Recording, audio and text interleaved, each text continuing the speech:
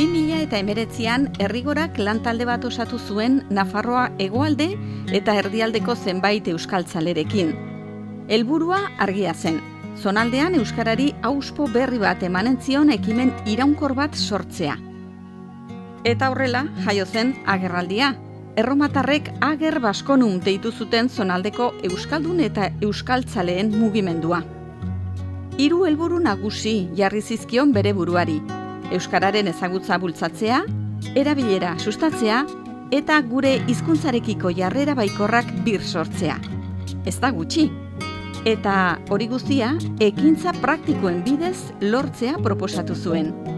Inor ordezkatu gabe, dagoena bultzatuz eta ez dagoena sortuz, askoren artean.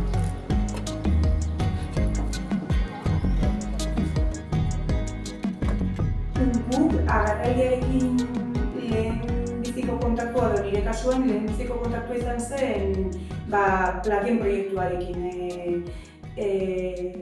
Agerraldiak Nafarroa Aurrerarekin kontaktatu zuen esanez euskara sustatzeko proiekturen bat okurritzen baldin bazitzaigun aurrera botako genuela eta orduan sartagodan bertan okurritu zitzaigun plaken historia, ez? Kaleko plakak oso zahartuak zeuden herrian eta elebakarrak ziren eta orduan pentsatu genuen oso ideiona izango litzatekeela plaka hauek berritzea eta aerodinamizatzearena. Eta momentu hortan nik uste elkartzen zirena bi gauza oso garrantzitsuak, ez? Euskara eta kalea.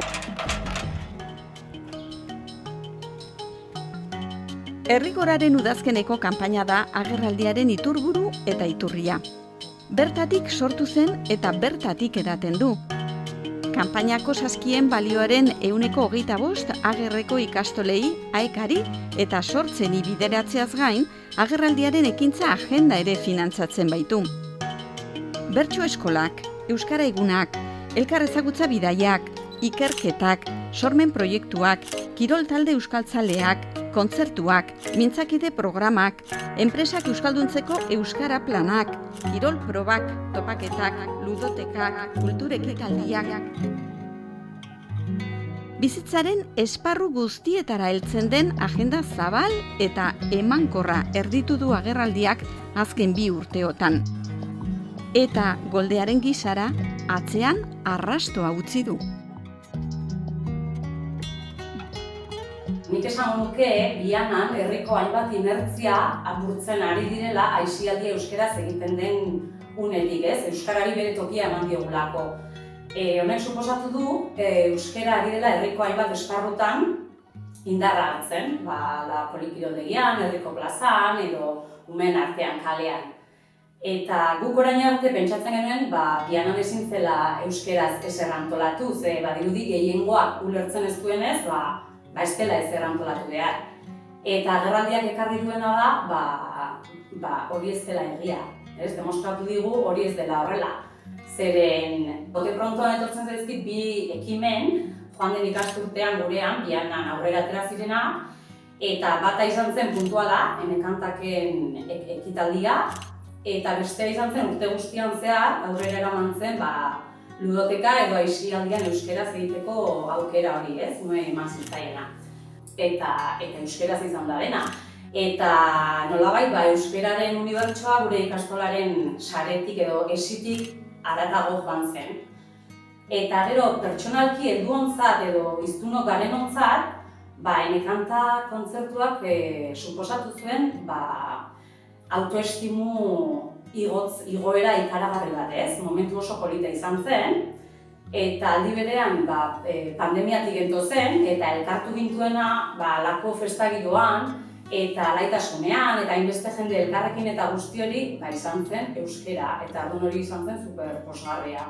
Niretzat agerraldiak suposatu du ikuspegi aldaketa bat. Nik betidanik izan dut Nafarroako eremuak bereizteko joera bat, zonifikazioak eragina, ez dakit zergatik, baina herriberan baldin banaiz, erderaz hitz egiten dut eta nire buruan erdera daukat.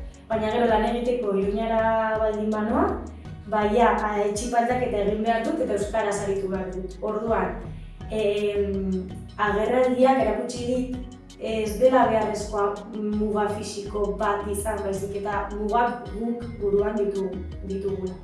Orduan, orain, jolastekari esker ere bai, Azkoien herrian edo herriberako beste herri batean biltzen noa eta topo egiten ditut familia euskaldunekin. Orain ezagutzen dituan familia euskaldunekin. Eta konturatzen naiz, aukera ere badagoela hemen herriberan euskaraz aritzeko. Horregatik niretzat hori izan da oparirik onena eta agerraldiak suposatu duena niretzat.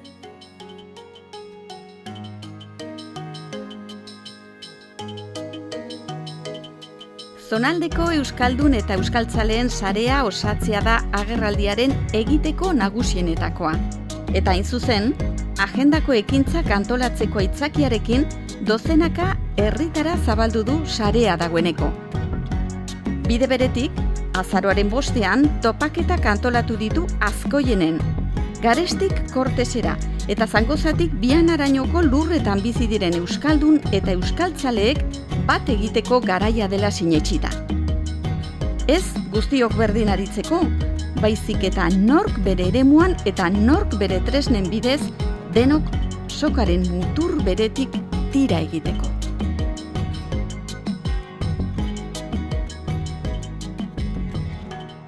Creo que es algo bastante importante el visualizar cómo han sido estos 3 años, a todo lo que se ha llegado, todo lo que se prevé llegar.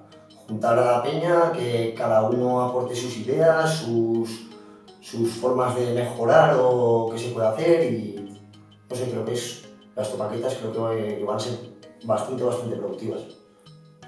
Garrantzia handia ematen diot, orain Azkoienen egingo diren bezalako topaketei. Ze hor bai, aurrei gertatu zitzaien bezala, azken finean, pentsatzen duzu zure eguneroko errealitatean, gutxi batzu garela, eta gu bakarri gaudela, eta gu bakarri garela, eta azken finean horrela elkartzen garenean eta arazo berdinak edo berdintsuak partekatzen ditugunean, horrek indartu egiten gaitu. Naiz eta egoera berdinera bueltatu, horrek indarra ematen digu, ez? Eta talde bezala bizibilitate handiagoa izatea ere bai. Jende asko batzen baldin bada edo biltzen baldin bada ideia berdinarekin edo gutxienez helburu berdin batekin asko egin daiteke, ez? Eta argi dago gauzak ez ditugula erraz lortuko, oztopak jartzen zaizkigulako une oro, baina bat eginez, uste dut gauzak lortzen dut.